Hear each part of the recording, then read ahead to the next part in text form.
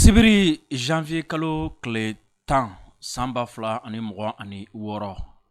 aw ni su aw ni sɔgɔma ani wula aw ni tile a bɛ dépend aw bɛ ka an lajɛ yɔrɔ min na a bɛ dépend fɛnɛ a bɛ ka an lajɛ ka aw to waati min ani lahala min kɔnɔna la aw denkɛ ni aw balimakɛ don Dirisa Mementa aw bisimila ko kura ye aw ka plateau mandi kan ni o ye Bircom plateau plateau min ni an bɛ a sigi aw ye ka ɲɛfɔli kɛ aw ye ka tila ka ɲɛfɔli fana ɲini aw fɛ diɲɛ kibaruyaw ka u ta kanu da tabali sanfɛ ka jɛ ka hakili jagabɔ kɛ a kan min b'a to aw ni ne an bɛɛ lajɛlen ka faamu a bɛ se ka jidi cogoya min na ni ala sɔnna ma bi Bircom plateau ka sujet caman bɛ an bolo ni waati ma an ta an tɛgɛ ma an kan ka da don sujet minnu na ka olu walawala ka hakili jagabɔ kɛ a kan kosɛbɛ a sujet belebeleba fɔlɔfɔlɔ o ye Burkina janvier kalo tile 3 tentative de coup d'état min ni a déjouera ni o tentative kun kan ka laban ni min ye o ye capitaine Ibrahim Traoré u ka laɲiniw na Damiba ani a jɛɲɔgɔn ka laɲiniw na n'o ye u kun bɛ fɛ ka dankari a ka ɲɛnamaya la ka dankari a ɲin na dankari a nin na ni ala sɔnna ma o tentative mɔgɔ minnu minɛna olu ka seeraliw hakili an ye seerali fɔlɔ an kumana aw ye o kan seerali filanan an kumana o kan seerali sabanan an kumana o kan sura fɛn min ye seerali naaninan ale kɔni kɛra ni ala sɔnna ma su in na an bɛna o lase aw ma ka tila ka analyse ni bayɛlɛmali ka o fana kɛ a kan ka walawala kosɛbɛ ka bayɛlɛma ka na an ka todunkan na ni o ye bamanankan ye o tɛmɛlen kɔfɛ kunu fɛn min ye Mali Aigliw olu ni Senegal tun bɛ balontan na yanni ka balontan daminɛ hakili an y'an da don sujet caman na fo ka taga se an ka mɔgɔ minnu bɔra k'a fɔ k'u ye karamɔgɔ ye ko Mali a bɛna gagner Mali Senegal ka match a labanna cogo min na aw bɛɛ lajɛlen y'a ye yalima nin ko an bɛ se ka leçon jumɛn tirer nin na et surtout aw bɛɛ lajɛlen y'a ye k'a fɔ ko fɛn min ye population u bɔra ka u ɲɛsin mɔgɔ dɔ ka so ma ni polisiw ka wulikajɔ kun tɛ a kun bɛ kɛ tiɲɛni an bɛ se ka analyse jumɛn k'o la an bɛ se ka leçon jumɛn tirer o la ni ala sɔnna ma an bɛna an da don o fana la ka o walawala aw ye fɛn min ye France Afrique ye n'o ye France ani farafinna ni ɲɔgɔn cɛ jɛw ye nin waati na fɛn min ye ko u bɛ ka bɔ u nɔ la kosɛbɛ an bɛ waati min i n'a fɔ sisan sunɔgɔ waati tɛ jingo waati tɛ sabula caman bɛ ka i kɔtɔrɔmabɔ walasa ka se ka u pan ka ɲɛ pani min bɛ a to u bɛ se ka u sago sɔrɔ an na France président ni o ye Emmanuel Macron ale tun bɛ a ka ambassadeur ɲɛkɔrɔ kunu u ka laadala ɲɔgɔn ye la o kɔnɔna la a y'a yira k'a fɔ ko fɛn min ye France a sɔrɔ bosobaw ye ko u caman ye farafinna bila ko n'i ye san 15 laban in ta k'a lajɛ ko farafinna kɔni ko a masaya a dankɔrɔbaya a sɔrɔmayɔrɔ bɛɛ tun bɛ olu de bolo ko u ka fɛɛrɛ de kɛ sisan ka ambassadeur ci fɛn min farafinna sɔrɔ a bɛ se ka segin ka na u bolo cogoya min na ni ala sɔnna ma an bɛna an da don o fana la fo ka taga se Trump ale ni européens ni ɲɔgɔn cɛ Trump ale ni Russiw ni ɲɔgɔn cɛ a wulikajɔ labanw ni ala sɔnna ma an bɛna an da don o fana la aw ye ka o walawala aw ye o la k'a ɲini aw fɛ video aw ka aimer ka partager ka cœur caman bila aw minnu bɛ yen nin waati na ko aw bɛ k'an lajɛ an ka page Facebook kan video a y'a lajɛ aw ka partager aw ka cœur caman bila aw kana ɲinɛ k'aw abonner an ka page Facebook kan an b'o fɔ a ye waati bɛɛ aw ka j'aime aw ka partage an ka page Facebook a bɛ kɛ sababu ye ka page ka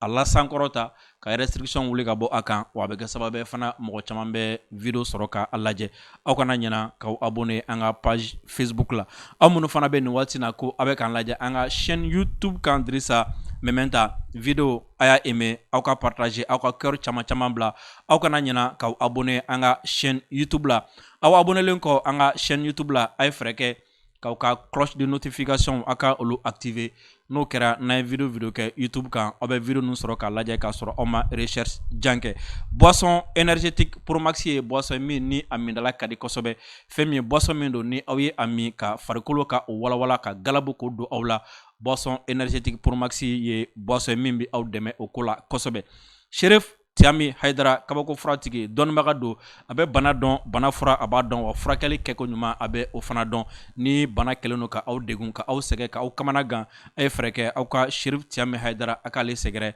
ni aw sera ma siga tɛ a la fɛn min ye jigiya a bɛ o sɔrɔ furako ani furakɛliko la a ka téléphone numéro 75 64 10 10 ni a y'o kɔngɔ aw bɛ ɲɔgɔn sɔrɔ o la nin waati na an b'a ɲini aw fɛ halisa bi sibiridonya na ka bɛn janvier kalo tile 10 ma san 2026 video aw ka aimer ka partager kosɛbɛ Amedo ni minye we témoignage nanna min kɛra tentative de coup d'état min ni a échouera Burkina Faso ni u ka laɲini kun ye ka Burkina bin n'u bɔra Burkina u bɛ se Mali walima Niger ma mɔgɔ min kun bɛ u bɛɛ lajɛlen ɲɛma u ye Damiba ye Damiba fana bɛ mɔgɔ min ka ci kɔnɔ o ye Emmanuel Macron ni o ye Faransi DGSE ye mɔgɔ nanna min sa ni an bɛna ale ka témoignage lamɛn su na ka a walawala aw ye ale Sisoko ale ye finitigilaka ye coup d'état in kɔnɔna la ale ye wulikajɔ minnu kɛ a kɔnɔ ani ale kun kan ka baara minnu kɛ o jɔnsɔnna de tɛ a k'a fɔ ko awɔ n yɛrɛ sɔnna ye nin kɛ awɔ n yɛrɛ kun bɛ a la Sisoko an b'a ɲini fɛ i ka témoignage di an ma ni Ala sɔnna ma an bɛ sɔrɔ ka segin ka na a kan ka a walawala aw ye kosɛbɛ an y'a lamɛn. Vous avez des complices du coup d'État déjoué du 3 janvier 2026. Ce soir, nous vous proposons le témoignage de l'adjudant de police Moumouni Souré, le compagnon de Madi Sakandé pour le déplacement de Ferké en Côte d'Ivoire pour le retrait du financement des 70 millions de francs CFA. On l'écoute. Moi, c'est l'adjudant de police Souré Moumouni. Je sers au CPA 4 de la ville de Ouagadougou. Lagui Madi Sakandé, c'est un ami d'environ 2 ans.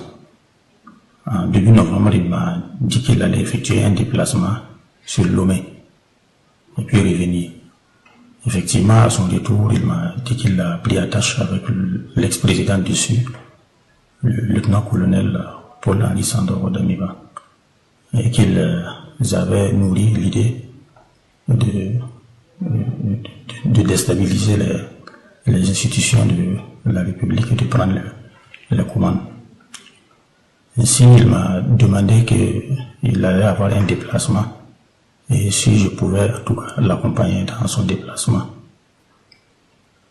Effectivement, il m'a appelé de l'accompagner en Côte d'Ivoire, la première ville, précisément à Ferké. Il devait prendre une commission là-bas. Alors je l'ai accompagné, nous sommes arrivés à Ferké. On a croisé M. Traoré Poulema, qui est opérateur économique. Il a remis la somme de 70 millions à M. Sakandé et nous avons repris la route pour Ouagadougou. En cours de chemin, il me demandait si ça marchait. Il allait voir pour comme un homme au niveau de la LONAB. Alors j'ai dit que vu mon statut, je ne peux pas prendre le DG de l'ONAB.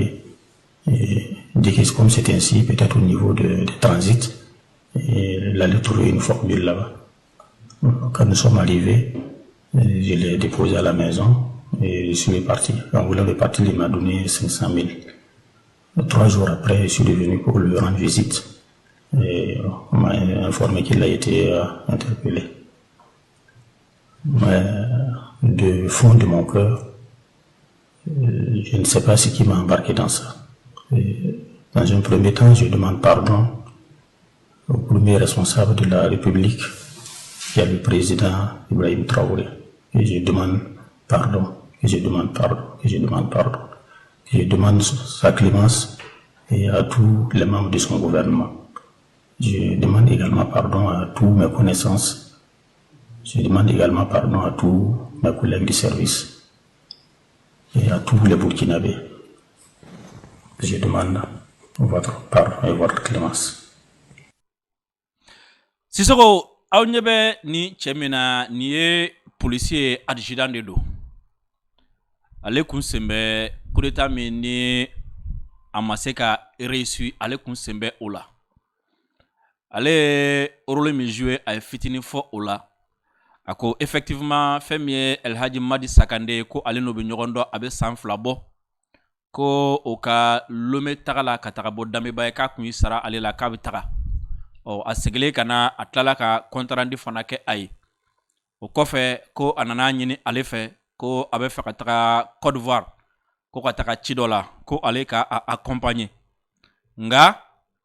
yɔrɔ min bɛ ni o kan ka ɲɛfɔ o ye jumɛn a ka kuma fɔcogo la mɔgɔ tɛ k'a fɔ ko a bɛ ka tugu a kɔ a t'a dɔn a bɛ ka taa kun min na a bɛ n'a fɔ ko in bɛ ɲɛfɔra a ye ka ban donc Sakandé nana ɲini ale fɛ n bɛ fɛ ka taga Côte d'Ivoire a bɛ ka taga dugu min na a y'o tɔgɔ fɔ a ye i ka fara an ka taga ɲɔgɔn fɛ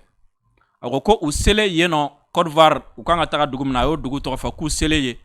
u sɔrɔla ka taga $1,000,000 u taara o minɛ ɲɔgɔn fɛ ka segin a ko u segimatɔ la ko Sagande ale ɲininka komi e ye polisi ye an bɛ nin ko min na an bɛ nin coup d'état min na an bɛ nin jamana ɲagami min na an bɛ fɛ ka fanga tali min kɛ yalama e yɛrɛ ka faamu n'i ka hakili la est-ce que nin ko in bɛ se ka ɲɛnabɔ wa a k'ale y'a fɔ a ye ko a bɛ se ka ɲɛ ko la sa ko fɛn min ye $70,000 nɛ Sisoko ko 100,000 kɔni ko o dira ale ma ye o 100,000 dira ale ma olu kɔni segira a taara fɛn min Elhaji Madi Sakande a taara o bila a bilayɔrɔ la o la ale kɔni a na kɛ n'a sɔrɔ n'a ye 100,000 dun ka 100,000 ban ni nataw dayɛlɛla tuguni wari o nɛgɛ y'a minɛ tuguni fantan y'a minɛ tuguni parce que a yɛrɛ kɔni ɲɛ b'a la $70,000 sɔrɔ la ne ye 100,000 sɔrɔ a dɔw la a tɛna kɛ n'a bɛna taga n'a sera ka $1,000,000 wɛrɛ sɔrɔ parce que i b'a dɔn n'o de f'i ɲɛna kunu ani kunasini bɛɛ n ko mɔgɔ caman bɛ nin ko ninnu na n ko u ka laɲini u ka sira foyi tɛ jamana la u ka sira foyi tɛ jamanadenw na wa hali u bɛ ka don ko min na u ka sira tɛ a ɲɛna a tiɲɛna na dɛ u bɛ min sɔrɔ ka dun u bɛ taga o de nɔfɛ fo jamana bɛ taga dafiri fo jamana bɛ bin fo a bɛ taga kɛ tiɲɛniw bolo Sisoko ko ale kɔni segira ka taga waati min na k'ale bɛna taga bɔ Elhaji Sagande ye ko ale taara sɔrɔ fɛn min Elhaji kɔni ye ko tɛgɛ kɛra a la ko ale yɛrɛ b'a yɛrɛ ɲininka ale taara kun jumɛn ale don nin ko in na donc a bɛ yafa de ɲini kɛ yafa ka kɛ ale ma capitaine ka gouvernement ka yafa ale ma capitaine yɛrɛ ka yafa ale ma Sisoko Sisoko k'a t'a dɔn ale donna kun min na k'a t'a dɔn ale ye polisi ye polisiya formation b'a la expérience b'a la denmisɛn tɛ mɔgɔkɔrɔba don ko nka k'ale yɛrɛ t'a dɔn kun min ale don nin ko in na nka ale kɔni donnen a ye 100,000 fɔlɔ sɔrɔ a y'o dun a kun segira ka taga dɔ wɛrɛ fana nɔfɛ tuguni Sisoko ale étant polisi Burkina ni Côte d'Ivoire cɛ bɛ cogo min na Burkina polisi tɛ se ka bɔ cogoyasi ka don Côte d'Ivoire dugukolo kan k'a sɔrɔ autorisation an tɛ a bolo k'a tɛ minɛ ni ale sera ka don Côte d'Ivoire kɔnɔ ka bɔ o kɔrɔ ko ye autorités fana tun bɛ ko dɔ kalama u y'a laisser passer parce que ani min tun bɛ ɲɔgɔn fɛ o bɛ baara min na o b'o dɔn min y'o fana bila la o bɛ baara min na o b'o dɔn o la u y'a to a donna k'a to a bɔra sinon polisi wɛrɛ k'a kɔrɔbɔ e ka bɔ Burkina k'e bɛ taa Côte d'Ivoire ci la ka segin n m'a fɔ i tɛ taa dɛ nka i seginlen kɔni jamana fila a bɛ kɛ jamana fila ni ɲɔgɔn cɛ kuma ye i ma nata ye wariko nata o de y'a don a la ni Ala sɔnna ma su in na témoignage wɛrɛ fana bɛ yen nɔ tuguni min bɛna kɛ aw ye Sisoko n'an bɔra yen Mali ale ni Senegal u jouera kunu Sisoko a ka kan k'a bɛ match in ma se k'a bɛ kan in daminɛ Sisoko an ye kuma in fɔ yan an bɛ kuma in fɔ don min na k'a fɔ ko jamana ka autorité k'u jɔ u jɔyɔrɔ la ko dɔ daminɛtɔla filɛ nin ye ni o ye mɔgɔw bɛ ka bɔbɔli minnu kɛ ne ye dɔnnibaga ye n bɛ se ka Mali gɛn n bɛ se ka coupe di Mali ma coupe taara ka ban n ko ka fɛɛrɛ kɛ o ko ninnu ka jɔ Sisoko i b'a dɔn kuma caman fɔra i b'a dɔn an y'an da de kunu Mali ni Senegal olu jouera yan'o cɛ fɔlɔ Mali ni Tunisie jouera Sisoko i ye Mali ni Tunisie ka match la a labanna cogo min na i y'a ye a kun fɔra k'an bɛ gagner premier mi-temps de la nka premier mi-temps na an ye carton ta an gagner cogo min na i b'o dɔn Mali ni Senegal a fɔra k'an b'o gagner wa ko Mali ni Senegal gagner tɛ k'an bɛ coupe yɛrɛ ta n'est-ce pas Sisoko match banna Senegal y'an ci Sisoko n bɛ fɛ fɔlɔ kana video in k'a la fɔlɔ an bɛna tila ka se video ma Sisoko n bɛ fɛ ka Sénégalais fo yan parce que n ye kunu fɛn dɔ jateminɛ Sénégalais la terrain kɔnɔ Sisoko a diyara n ye kosɛbɛ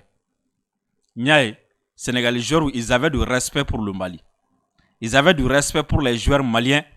et 90 minutes kɔnɔna na ils ont respecté le Mali ils ont respecté les joueurs maliens et aux joueurs fair play kɔnɔna la surtout y'a ye Amari kun énervera yɔrɔ dɔ la Sénégalais joueur dɔ kɔrɔ mais a ma don quoi joueur m'a don et puis match bannen ils ont montré que Mali Sénégalais a bɛɛ kelen Sisoko a yɔrɔ ni a diyara n ye kosɛbɛ n ko ni ye kuma ta waati o waati n bɛ Sénégal peuple fo a la o kɔfɛ Sisoko match bannen nin ja in min n b'a ɲini fɛ k'a k'a la nin ja in an bɛɛ lajɛlen y'a ye bɔlɔlɔ kan fɛn bɛ jama ye u ɲɛsin nin yɔrɔ in ma Sisoko kabakuru bon b'a la mɔgɔ diminen nana Sisoko n'i ye nin jɛ in lajɛ i b'a fɔ dɔrɔn ko u ɲɛsi mɔgɔ min ka so ma a ye chance sɔrɔ u ɲɛsi mɔgɔ min ka so ma i b'a ye ko a ye a yɛrɛ bila farati la u ɲɛsi mɔgɔ min ka so ma i b'a ye ko a y'a yɛrɛ don ko la ko min n'a ka bon a ma wa i b'a ye ko a y'a yɛrɛ don ko la wa hali a yɛrɛ nɔfɛ mɔgɔw a y'u fana don ko la Sissoko imagine sura polisiw kun ka na retard la de 5 minutes jɔn b'a cɛn dan dɔ imagine sura jama yɛrɛ kun ka déborder ka caya polisiw ma 5 minutes jɔn b'a dan dɔ mɔgɔ si o de la don fɔlɔ min na ne bɛ kuma in fɔ yan parce que i b'a dɔn ni kuma na mɔgɔ tɛ a bɛɛ jate minɛ a dɔrɔn n'a bɔrɔ bɛɛ jate minɛ Sissoko n'i y'a ye an ko jamana ɲɛmɔgɔ ka wuli ka jɔ kɛ joona autorité ka wuli ka jɔ kɛ joona nin ko ninnu ka dabila parce que i yɛrɛ y'a ye kabi ko ninnu bɛ senna waati min na i b'a ye mɔgɔ kun sigilen don ni jumɛn an bɛna gagner tɛ dɛ n'an ma gagner ko dɔ bɛ bɔ a la depuis au début Sissoko c'est-à-dire ni nin fɛn ninnu balila jamana kɔnɔna na Sissoko a bɛ mɔgɔ fɔlɔ min arranger a ka ɲi mɔgɔ fɔlɔ min ma o y'a tigila mɔgɔw yɛrɛ de ye quoi parce que i b'a dɔn adamaden waati dɔ la i kan ka protéger i yɛrɛ contre la fɔlɔ k'i protéger i yɛrɛ ka fɔtaw contre la k'i protéger i yɛrɛ ka kokɛtaw contre la k'i protéger i yɛrɛ ka fɔta n'i ka kɛta kɔlɔlɔ contre la Sissoko o de la feu bɛ yen n'est-ce pas mais polisiw bɛ t'u jɔ feu la walasa e kana feu tigɛ a kun ye jumɛn c'est pour que k'i kisi i yɛrɛ de tɔɔrɔ ma fɔlɔ parce que n'i ye fɛn tigɛ mobili dɔ bɛ se k'i furan n'i ye fɛn tigɛ i bɛ accident min kɛ e yɛrɛ de ye accident victime fɔlɔ ye parce que e yɛrɛ de ni bɛ farati la fɔlɔ o de la malgré que fɛn bɛ yen polisiw bɛ t'u jɔ fɛn la i kana tigɛ i yɛrɛ kama fɔlɔ quoi ani mɔgɔ tɔw kama Sissoko ni kɔnkɔn kɛra nin ko ninnu ma ka a ko kunbɛn joona o tun b'an kisi min kɛra sɔrɔ ma min kun kɛra sɔrɔ a tun b'an kisi o ma parce que mɔgɔ bɛ ɲinɛ min kɔ quand on parle de trouble à l'ordre public là trouble don dɔrɔn ko tɛ o action bɛ yen ni a bɛ abouti trouble à l'ordre public la mesure de bɛ ta a bɛɛ kama walasa a kana kɛ quoi parce que munna mesure bɛ ta parce que ni action min kɛtɔla filɛ nin a bɛ kuncɛ min na basigibaliya don mesure bɛ ta parce que ni action min daminɛtɔla filɛ nin a bɛ kuncɛ min na o ye dɔ jogini ye mesure bɛ ta parce que ni action min daminɛtɔla filɛ nin a bɛ kuncɛ min na ala k'an kisi a bɛ sɔn ka kɛ dɔ yɛrɛ ni ntanya sababu ye mesure bɛ ta parce que action min daminɛlen filɛ nin ala k'an kisi a bɛ kuncɛ yɔrɔ min na a bɛ sɔn ka kɛ sababu ye sigida bɛɛ lajɛlen bɛ kungo sɔrɔ Sissoko a jateminɛ jama min bɔra jama yɛrɛ la fɔlɔ gazi kun bɛ se ka dɔ bana u yɛrɛ ka kabakuru bɛ se ka ɲɔgɔn bana wa jama polisiw nana ka na yɔrɔ min sécuriser o yɔrɔ yɛrɛ tiɲɛni kun bɛ se ka kɛ so kun bɛ se ka jeni so kun bɛ se ka ci sokɔnɔmɔgɔw bɛ se ka bana fɛn wɛrɛ bɛ se k'u sɔrɔ wa a kɛra carré min kɔnɔna la a bɛ se ka kɛ gazi bɛ bi so dɔ kɔnɔ a bɛ se ka kɛ kabakuru bɛ bi so dɔ kɔnɔ a carré kɔnɔ mɔgɔ si i b'a sɔrɔ sura a si ma si hakilisigi kɔnɔna la mun nana n'a bɛɛ parce que mɔgɔ dɔ a wulila ka kuma dɔ fɔ min y'a yɛrɛ bila farati la ka sigida bila farati la ka tila ka kɛ sababu ye ka trouble à l'ordre public ka tila k'o fana provoquer o de la depuis a daminɛ ne kuma na yan n ko fɛɛrɛ ka ɲini nin na quoi parce que mɔgɔ ye action suit i b'a dɔn k'a fɔ ko a laban ye min ye o de la an ka kɔn kow ma an ka kɔn kow ma an ka hakili to an yɛrɛ la an ka hakili to an ka fɔtaw la quoi parce que i b'a dɔn Sissoko ko dɔw bɛ yen kulonkɛ dɔrɔn de don i bolo mais a bɛ taa ka bolo dan kɛ parce que i b'a dɔn balontan sitanɛ ka bon ka tɛmɛ diɲɛ fɛn bɛɛ kan surtout ka kariya ka courage sɔrɔ ka n'i jɔ jamana kuturu ɲɛkɔrɔ n bɛ nin kɛ a y'aw daga sunɔgɔ faratiba Sissoko nin ye leçon ye mɔgɔ tɔw ma nin ye leçon ye mɔgɔ tɔw ma a kɛra balontan a kɛra fɛn wɛrɛ nin ye leçon ye mɔgɔ tɔw ma Sissoko nin ye leçon ye jamana yɛrɛ ma ni nin fɛn sugu ninnu kan ka to yen ou bien n'a man kan tɛ ka to yen n'a kan ka kunbɛn joona il faut des mesures il faut des mesures ka a kunbɛn joona de a kana taa yɔrɔ la parce que sura nin ko in kun bɛ kɛ nimisa ye bɛɛ bolo wallahi a kun bɛ kɛ nimisa ye bɛɛ bolo minnu taara olu kun bɛ nimisa min kumana o kun bɛ nimisa a kɛra min ka carré kɔnɔ o kun bɛ nimisa wa minnu yɛrɛ kun chargelen don sécurité la olu bɛɛ lajɛlen kun bɛ nimisa parce que minnu taara olu dimi dalen kɔfɛ n'u kun ye tiɲɛni kɛ u kun b'u yɛrɛ sɔrɔ kaso la dɔw kun b'u yɛrɛ sɔrɔ si kaso la wa dɔw kun b'u yɛrɛ sɔrɔ ko wɛrɛ la wa dɔw yɛrɛ kun bɛ tiɲɛni kɛ tiɲɛni kɔfɛ ni tiɲɛni kɔlɔlɔ nana waati min na a b'a fɔ dimi kɔni taara sisan mais tiɲɛni min kɛ u tɛna se k'a réparer u kun b'u yɛrɛ sɔrɔ a wo la u taara yɔrɔ min fana la olu fana kun bɛ nimisa tiɲɛni kɔfɛ wa hali minnu kun chargelen don sécurité la il suffisait seulement que olu kun kana retard la dɔɔni ou bien tiɲɛni dɔ kun ka bɔ a la olu fana kun bɛ nimisa est ce que n'an kun wulila joona nin kun bɛ kɛ est ce que n'an kun ye nin ko in kunbɛ joona nin kun bɛ kɛ est ce que n'an kun ye interpellé kɛ joona nin kun bɛ kɛ est ce que n'an kun y'a tigilamɔgɔ yɛrɛ k'a fɔ a k'a dabila joona nin bɛ kɛ nimisa kun bɛ na dɛ a fɔ ne ma k'an bɔra sama woro furancɛ sɔrɔ min b'an kisi o ma o ye jumɛn n'an ye nin ko natɔla ye c'est à dire i b'a dɔn mesure bɛɛ c'est à dire ni kumana mesure bɛɛ tɛ dɔrɔn ka mɔgɔ minɛ k'u datigiw ye o depuis vidéo fɔlɔ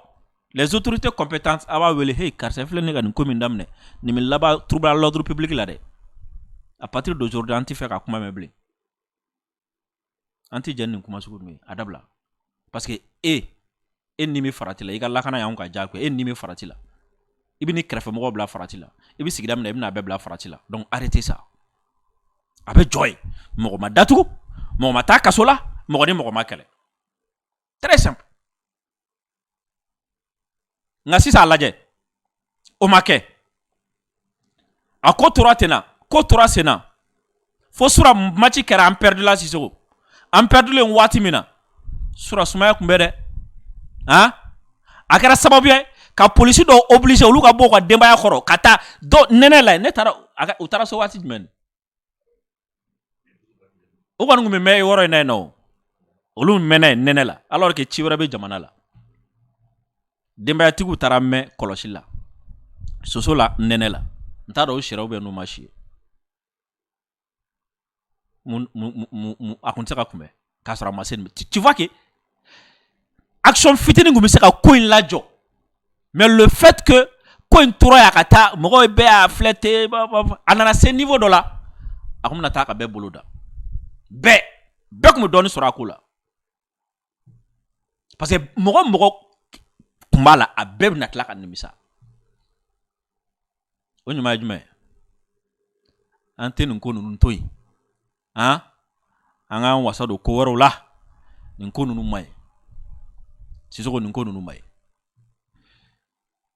maliyɛnw n'an bɔra ye fɛn min ye Faransi président Emmanuel Macron kunu a kun bɛ a ka ambassadeur ɲɛkɔrɔ Sisoko a ko ni i seginna kɔfɛ dɔɔni san 15 ɲɔgɔn ko farafina koɲɛ bɛɛ kun bɛ Faransi bolo a sɔrɔ koɲɛ bɛɛ kun b'olu bolo ko sisan ko n'i y'a jateminɛ ko olu ka sɔrɔ bosobaw y'u kɔdon yan na o laɲini ye jumɛn u ka segin ka na u ka segin ka na bankiw siraw fɛ u ka segin ka na sira wɛrɛw fɛ so ni hakili b'a la Faransi kun bɛ anw ka banki dɔw la yan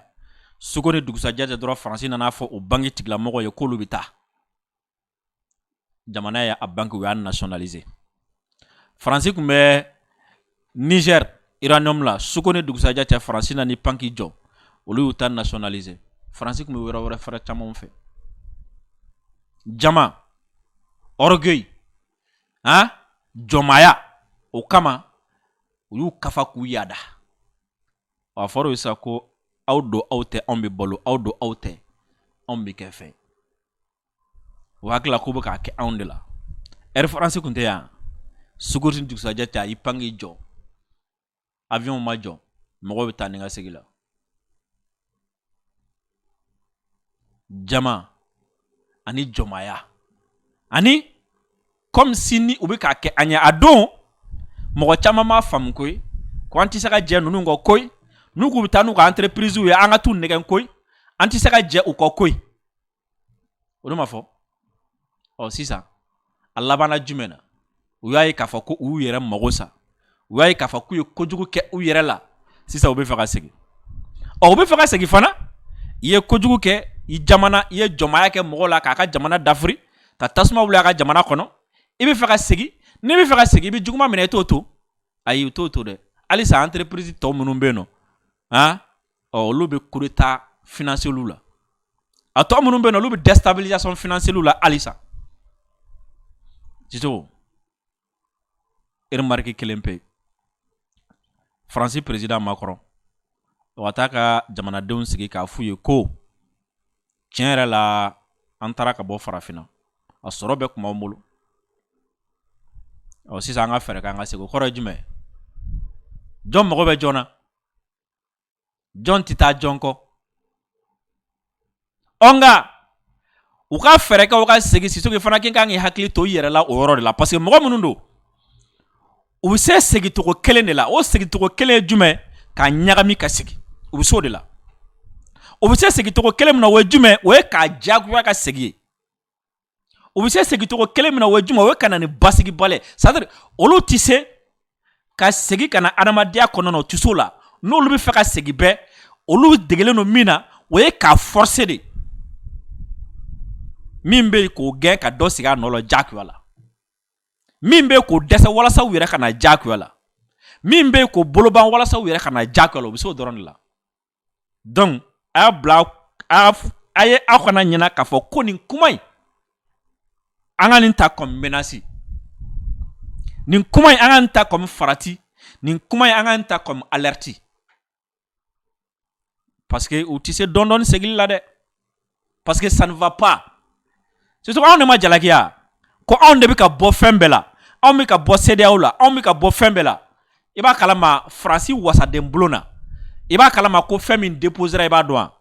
Faransi parti politique min n'u b'a fɔ a ma ko LFI o LFI i b'a dɔn u ka jama ka ca dɛ i b'a dɔn u ka jama ka ca olu de taara u ka wasaden bulon saisis sisan k'u ka bɔ OTAN na Faransi de kɔnɔ u ka bɔ OTAN na sisan parce que ko Américains bɛ ka bagabagali ni kojugu min ta k'u sɛgɛrɛ k'olu tɛ se ka to k'u ka bɔ OTAN na Union européenne a laban fana Macron fana ni olu fana ale bɛ k'i yɛrɛ min kɛ o ɲɛmɔgɔ ye dɛ o fana n b'a dɔn olu fana ni Macron bɛna kɛlɛ wɛrɛ daminɛ sisan nɔ Mercosur sababuya la parce que m'a f'i ye ko Faransi Sɛnɛgalɛw murutira Macron yɛrɛ ko k'ale tɛ n'o voter tɔw bɛɛ ko k'u b'a voter Macron ko k'ale tɛna se k'o voter o fana laban ye jumɛn donc Faransi fana bɛ danga minɛ sisan o ye n'a ma bɔ OTAN na a fana na bɔ Union européenne na nka a tɛ se ka bɔ nin si la parce que a fana tɛ se a yɛrɛ kɔrɔ o fana bɛna laban mun na Donald Trump ko fɛn min ye ko in yɛrɛ bɛɛ bɛ yɔrɔ min nɔfɛ n'o ye Groenland ye ko hali n'a sɔrɔ ko i b'a dɔn Groenland n'a jama man ca n'i ma fili environ 50 000 comme ça a jama ko hali n'a sɔrɔ ni ale bɛ dollar wari a 100 000 di a mɔgɔ kelen kelen bɛɛ lajɛlen ma walasa ka yɔrɔ in sɔrɔ ko n'a dɛsɛr'o la k'a bɛ taa minɛ ni fanga ye a kɔni kɔrɔ tɛ ko tɛna kisi ɲɔgɔn ma nka Sisoko ne y'a f'i ye n ko Donald Trump ka kɔsɛ na wuli ka jɔ n y'a f'i ye n k'a fanba n k'a bɛ Rusiw ni Chinois de nɔfɛ parce que Groenland in fana a fan nafama bɛ jɔn bolo Chinois ni Rusiw Venezuela a nafama bɛ jɔn bolo Chinois ni Rusiw c'est comme si a tɛna i ɲɛsin Chinois ni Rusiw ma ka taa mugu ci u la dɛ mais u ka intérêt bɛ yɔrɔ o yɔrɔ a bɛ ka taa bɛɛ cɛ n'a bolo fila ye o laban ye jumɛn o tɛ dɔ b'u ka puissance la o tɛ dɔ b'u fanga la u b'a faiblir olu fana sigilen don k'a lajɛ a bɛna laban cogo min na an tɛn'o ye Trump ye Rusiw ka bateau min minɛ Rusiw ye Trump n'a ka mɔgɔw y'u wele i b'a dɔn an y'o fɔ aw ye o don na ko u ka mɔgɔw a ka d'u ye u ka bila Trump sɔnna bilali ma nka bateau kɔni o b'a bolo fɔlɔ wa bateau yɛrɛ kɔnɔ pétrole e ko Trump n'a ka jama u ma o kɔnɔ pétrole lajigin sa wa o kɔni o kɛra olu ta ye bateau yɛrɛ bilali n'a bilabaliya o ye waati wɛrɛ kumaw ye ni Ala sɔnna ma don wɛrɛ an t'an da don la k'o walawala aw ye Sisoko bi janvier kalo tile 10 san 2026 sigi nafamaba dɔ kɛra Bamako yan a kɛra Bamako hôtel Mandela Sisoko maa ɲɛna fɛ nin video nin yɔrɔ a k'a aimer a k'a partager kosɛbɛ parce que nin nafa ka bon kosɛbɛ Sisoko sigi min kɛra a kɛra an ka kɛnɛya tigilamɔgɔw ni ɲɔgɔn cɛ kɛnɛyamɔgɔ tigilamɔgɔ jumɛn ko don Sisoko minnu bɛ yen nɔ n'u ka baara ɲɛsinnen don yɛrɛ bana furakɛli ma minnu ka baara ɲɛsinnen don joliko ma i b'a dɔn hadamaden joli bɛ dɔgɔ hadamaden fari la o n'a ɲɔgɔnna ninnu olu de ye sigi kɛ bi o sigi la hakili jagabɔ kun don ka dɔnnibagaw wele ka na n'u yɛrɛ k'u sigi ka baro kɛ a furakɛliw a kan ka tɛmɛ sira minnu ni sira minnu fɛ ani a bana bɛ mɔgɔ minnu na olu kan ka comportement jumɛn ni comportement jumɛn ta u kan ka mun kɛ u kan ka mun éviter Sisoko u ye bi sigi kɛ o kan a sigi an ka envoyé spécial kun bɛ n'o ye Ba Chacun a ye sirali caman sɔrɔ kɛnɛ kan a ye interview minnu ta Sisoko m'a ɲinɛ aw fɛ an ka jɛ an k'u lamɛn aw ka nin lamɛn ka ɲɛ aw ka partager ka ɲɛ nin ye kɛnɛya kunkanko kuma ye i bɛna na fɛn dɔ mɛn a la tiɲɛ yɛrɛ la i b'a sɔrɔ i kun bɛ ka kulonkɛ kɛ a la i bɛna fɛn dɔ mɛn a la i b'a sɔrɔ a gɛlɛya yɛrɛ kun b'e kan i bɛna fɛn dɔ mɛn a la i b'a sɔrɔ ale kun b'a jateminɛ i bɛna fɛn dɔ mɛn a la fɛn min ni a bɛna kɛ sababu ye désormais k'e kisi ka i nɔfɛmɔgɔw kisi a bɛna kɛ sababu ye ka désormais ka furakɛli nɔgɔya e ma ka furakɛli nɔgɔya i nɔfɛmɔgɔw ma wa a bɛna kɛ sababu ye désormais hali ni gɛlɛya y'i sɔrɔ i bɛna dɔn i kan ka taa sira minnu ni sira minnu fɛ a ko la nin sigi a nafa bonya kama n b'a ɲin'a fɛ aw ka vidéo aimer aw ka partager kosɛbɛ Sisoko n b'a ɲini fɛ i ka élément kɛ a la an k'a lamɛn ka ɲɛ kosɛbɛ an ka taa. Ne tɔgɔ ye professeur Samake Magara. Je suis maître de recherche en néphrologie, président de la Société de néphrologie du Mali et chef d'unité de néphrologie à l'hôpital Foussène Daouda de Kayi. Et anga bi la jere kumbe rembana na juguyara ka se dialyse niveau ma. Et joli desa min be banabagatɔw minɛ bi la jere de kumbo kan. Donc la jɛrɛ nin kɔnɔna na an ye mɔgɔ caman wele mɔgɔw nana lamɛnni kɛ et en même temps aussi an ye dɛmɛbagaw sɔrɔ an yɛrɛ la donc kɛra sababu ye an sera ka kuma fɛn caman donc lasigi yɛrɛ kɛra cogo di an y'a boloda dɔgɔtɔrɔ dɔw nana joli dɛsɛ nin a bɛ banabagatɔw sɔrɔ cogo di. Donc mɔgɔ filanan nana kana kuma joli dɛsɛ in n'a ye banabagatɔ sɔrɔ mun ni mun de bɛ k'a la ani a bɛ furakɛ cogo di. Donc an dɛmɛbagaw nana olu ye min jira an na fura minnu bɛ se ka utiliser donc fura minnu bɛ se ka kɛ pour que joli dɛsɛ in ka se ka kɛlɛ. Jateminɛ yɛrɛ kɔni y'a min jira o de ye k'a fɔ rɛnbana ka ca rɛnbana ka ca Mali dɔrɔn tɛ dɛ. N'i y'a ta diɲɛ bɛɛ lajɛlen na a bɛ komi mɔgɔ 800,000 ani mɔgɔ 50,000 rɛnbana nin b'o de mɔgɔw la. Donc ni dun y'a jateminɛ o ye min yɛrɛ dɔnna ye dɛ mɔgɔ caman wɛrɛ bɛ yen donc rɛnbana bɛ minnu na donc a dɔnnen tɛ parce que n'i y'a jateminɛ mɔgɔkɔrɔba la n'i y'a ta pratiquement n'i ye mɔgɔ ta 10 o 10 i bɛ taa sɔrɔ 7 ɲɔgɔn i bɛ taa sɔrɔ rɛnbana taamasiyɛn dɔ b'a la. Mais ka se dialyse yɔrɔ ma a caman bɛ a ti dɔn fɔ ni kɔlɔlɔw nana daminɛ wagati minnu na. Donc sigi nin kɔnɔna na an m'a rɛnbana fɛn bɛɛ fɔ mais joli dɛsɛ ye komi n bɔra k'a fɔ cogoya min na an kumana o de kan kosɛbɛ. Donc kun minnu b'a bila mɔgɔ la a bɛ na cogoya minnu na a n'a furakɛli bɛ kɛ ɲɛ min na parce que an ye jateminɛ min kɛ an fɛ yan rɛnbana kɔnɔna na n'a sera dialyse la mɔgɔ min bɛ joli dɛsɛ taamasiyɛnw bɛ ye mɔgɔ minnu na ou bien ni analyse kɛra a bɛ ye ko joli ka dɔgɔ mɔgɔ minnu na o de ka ca kosɛbɛ. Pratiquement n'i ye a jateminɛ n'i ye mɔgɔ ta 100 o 100 i bɛ taa sɔrɔ 90 fɔ 95 ɲɔgɔn i b'a ye k'a fɔ a tigi joli ka dɔgɔ. Donc ni o dun kɛra dɔrɔn joli dɛsɛ n'a bɛ mɔgɔ la kɔlɔlɔw ka bon. I b'a ye a tigi bɛ sɛgɛn fɛn caman bɛ a tɛ se k'a kɛ a bɛ kɛ sababu ye ka na ni kɔlɔlɔ wɛrɛw ye a bɛ kɛ sababu ye baara caman bɛ yen a fari fagalen bɛ to toujours n'i ko k'a ka ko gɛlɛnmanw kɛ ou bien a bɛ na ni ɲɛnakili degun ye a tɛ se ka bɔ a yɛrɛ la. Donc o bɛ kɛ sababu yɛrɛ fana ye o bɛ na ni kɔlɔlɔ wɛrɛw ye notamment dusukundimi ninnu. Donc dusukundimi bɛ na don a la n'o dun fana kɛra donc o ye bana dɔ faralen dɔ kan o ye furakɛli gɛlɛya. Donc o de kɔnɔna na sisan an ye jateminɛ minnu kɛ a kɛra dɔgɔtɔrɔso kɔnɔna ye ou bien an ye jateminɛ minnu kɛ yɔrɔ la a yera ko joli dɛsɛ nin ka ca kojugu surtout centre de dialyse la. An dun fana ye jateminɛw kɔnɔna na an ko k'an b'a kɛ cogo di sisan a bɛ kɛ cogo di o de kosɔn an ka conférenciers mɔgɔ minnu nana ka na bana in développer an ye donc olu sɔrɔla sisan ka fura kura minnu bɛ yen minnu ka kan ka utiliser donc olu nana k'u da don o la k'u fɛsɛfɛsɛ an ye kosɛbɛ donc an ye tɔmɔta caman fana sɔrɔ o la ani fana an bɛ se ka mun ni mun de kɛ pour que joli dɛsɛ in a ka dɔgɔya banabagatɔw cɛ la donc o y'olu fana ye mesure caman fɔ an ɲɛna donc o bakuruba dɔ ye min ye ka to ka joli ta k'a lajɛ donc de kalo 2 ou kalo 3 o kalo 3 ni ka to ka joli lajɛ ni joli bɛ hakɛ min na donc ani fana dumuni minnu ka kan ka kɛ ni banabagatɔ bɛ dialyse la ka jateminɛ kɛ pour que joli kana jigin donc ka pikiriw fɔ mais an sinsinna min kan kosɛbɛ n'o kɛli ka ca mais n'o recommandelen tɛ kosɛbɛ o ye ka joli kɛ banabagatɔ la an y'a ye k'a fɔ transfusion o de fanga ka bon kosɛbɛ a tɛ komi a bɛ kɛla a dɔɔnin tɛ dɛ mais joli bɛ kɛ mɔgɔ la wagati minnu na o b'a sɔrɔ k'a fɔ cogoya wɛrɛ tɛ yen parce que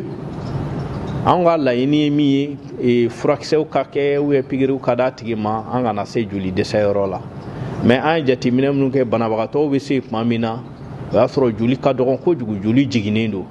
donc a wagati n'i ko k'i b'a kɛ pikiriw ye ou k'i bɛ furakisɛw d'a tigi ma a bɛ se ka kɛ sababu ye a bɛ dankari a tigi ka diɲɛnatigɛ la o dun situation minnu filɛ plus i bɛ to ka joli kɛ i bɛ joli kɛ a bɛ se ka kɛ sababu ye a bɛ na ni kɔlɔlɔ wɛrɛw ye o kɔlɔlɔ ninnu olu bɛ se ka kɛ sababu ye ni don n'a nataw la sisan par exemple a k'a fɔ ko yɛrɛ fali ko sera ka développer Mali la transplantation rénale i b'a ye k'a fɔ mɔgɔ min ye joli caman kɛ a bɛ gɛlɛya o tigi bolo donc o de kosɔn an sinsinna kan kosɛbɛ et sans oublier aussi ni mɔgɔ bɛ to ka joli kɛ a bɛ se ka kɛ sababu ye i bɛ bana wɛrɛw sɔrɔ i n'a fɔ infection bana dɔw bɛ yen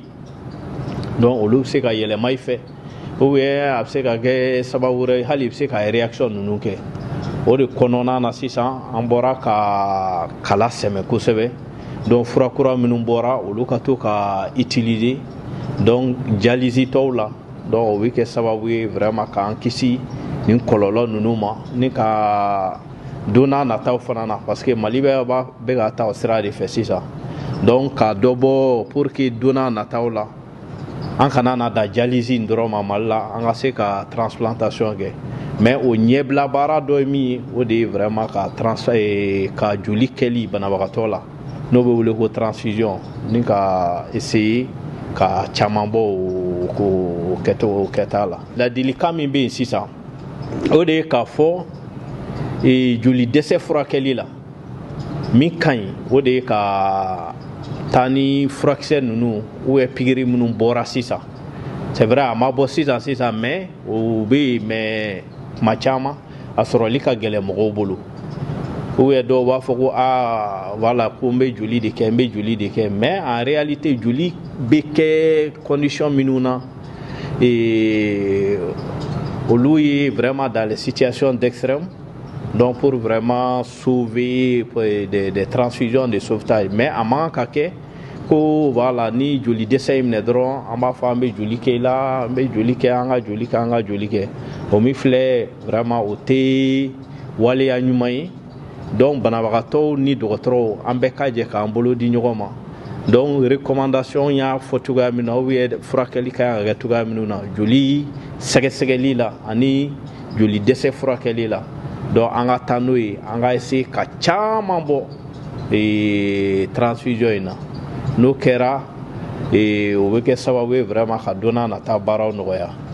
o fana hukumu kɔnɔna na an bɛ profiter ka welewelekan lase ɲɛmɔgɔw ma donc pour que vraiment u ka se ka banabagatɔw dɛmɛ donc fura kura minnu bɛ yen ou bien fura minnu b'a to donc joli kɛli banabagatɔ la o bɛ dɔgɔya cogoya minnu na olu ka se ka sɔrɔ sugu la da ɲɔgɔn fana na. Professeur Seydou Sy, maître de conférence agrégé en néphrologie. Aujourd'hui, nous avons passé une journée scientifique très riche. Nous avons assisté à 2 communications qui ont porté sur l'anémie au cours de la maladie rénale chronique. Et vous savez que la maladie rénale chronique est un problème de santé publique Cette maladie rénale chronique intéresse plus de 850 millions de personnes à travers le monde. Et si vous prenez l'Afrique subsaharienne, une prévalence autour de 11 à 16% dans nos régions. Et au Mali, dans le milieu hospitalier, cette maladie rénale chronique varie de 17 jusqu'à 45% de nos patients hospitalisés. Et 95% de ces patients sont au stade terminal de la maladie rénale chronique. Et ceci dit, ces malades aussi, à hauteur de 80%, voire 85%, présentent cette anémie. C'est cette anémie qui a fait l'objet de discussions durant toute cette journée avec d'éminents conférenciers qui nous ont parlé de la physiopathologie de cette anémie, donc en passant par la réduction de l'érythropoïétine, par les toxines urémiques, la diminution de la durée de vie des globules rouges, mais également par le nouveau système HIF, c'est-à-dire propylhydroxylase réductible à l'hypoxie. Donc tous les mécanismes physiopathologiques de cette anémie au cours de la maladie rénale chronique a été très bien discuté ce matin, bien sûr avec aussi le mécanisme principal qui est la réduction de l'érythropoïétine. Et après ce mécanisme physiopathologique, nous avons assisté à une autre conférence qui a fait trait à la prise en charge de cette maladie rénale chronique. Et là, cette conférence a parlé de la voie orale, qui est aussi une problématique liée à la mauvaise absorption digestive, mais aussi et également aux effets secondaires liés à cette voie orale. Après, ils ont parlé aussi également de la voie injectable, le fer injectable, qui est toujours d'actualité, qui permet une correction rapide de cette anémie et également une bonne tolérance et avec moins d'effets secondaires comparé à la transfusion sanguine qui expose non seulement à l'immunisation mais aux infections et à la surcharge martiale. Donc pour résumer, je voudrais dire que le traitement de l'anémie est problématique dans nos pays. Non seulement nous n'avons pas accès d'abord, non seulement que les patients arrivent au stade terminal de la maladie rénale chronique, les patients sont référés tardivement, les patients arrivent au stade terminal de cette maladie rénale chronique, les patients n'ont pas souvent accès aux molécules, c'est-à-dire les agents stimulants de l'érythropoïèse, et n'en parlons pas des nouvelles molécules qui ont fait leur apparition, telles que les inhibiteurs de la propylhydroxylase réductible à l'hypoxie. Donc bref, c'est vraiment une problématique, et une autre problématique qui est liée aussi à la malnutrition, aux infections dans notre contexte, le paludisme, le VIH et la tuberculose, les maladies inflammatoires, donc les maladies endocriniennes. Donc tous ces facteurs contribuent à l'apparition de cette anémie ou à l'aggravation de cette anémie. Voilà ce que nous avons retenu durant toutes ces journées au cours de ces deux conférences. Alors donc les messages que nous voudrions lancer à l'endroit des patients, c'est de vraiment rester à l'écoute des prescripteurs, des médecins traitants. Alors, donc, il faut faire des contrôles itératifs. Et il faut écouter les prescripteurs, les médecins. C'est eux qui savent quelles sont les indications de traitement injectable, quelles sont les indications de la transfusion sanguine. Souvent, nous avons vu que les patients viennent vers nous pour nous demander des bons de sang en vue d'être transfusés. Donc, ça, c'est pas vraiment une bonne attitude. Donc, les patients sont interpellés. Les soignants sont interpellés, les patients ils doivent être pris en charge au cas par cas. Au cas par cas. Nous avons discuté récemment avec les dernières recommandations de 2026 des CADICO et d'autres sociétés savantes, mais ces recommandations doivent être contextualisées en fonction de ce que nous vivons, non seulement au Mali, mais en Afrique subsaharienne. Donc, je dirais aux patients de suivre les conseils et les recommandations dictées par les médecins traitants.